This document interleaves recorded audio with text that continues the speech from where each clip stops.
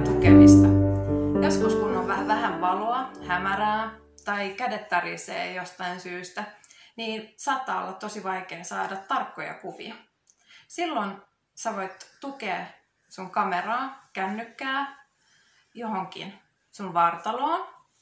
Esimerkiksi näin. Laita sun kädet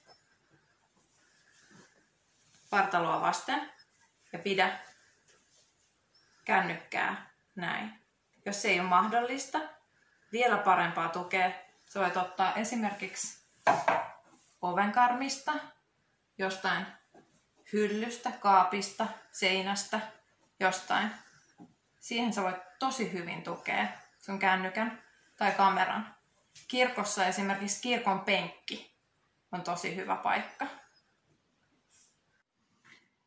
Kädet suorana kuvatessa helposti tulee käsiin tärinää.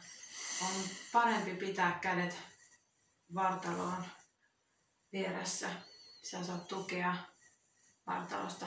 Eli ei tiputanssia, vaan kädet vartaloon vieressä kiinni. Jos sulla on tarve ottaa maan tasalta tai matalalta, lattiatasolta, maan tasolta, niin silloin sä voit tukea kyynärpäät tänne reisiin, jos sä pysyt tässä asennossa. Ja myös silloinkin, jos mahdollista, ottaa tukea vartalosta näin. Tai ihan vaan tukea polviin, jos sä pysyt tässä asennossa. Jos sulla on mahdollisuus istua, saat puhtaalla alustalla luonnossa tai lattialla. Silloin sulla on hyvä esimerkiksi tukea kädet polviin näin. Sisällä sulla on usein mahdollisuus käyttää erilaisia pöytätasoja. Tässä esimerkiksi mä haluaisin tuolta ottaa kuvaa näistä.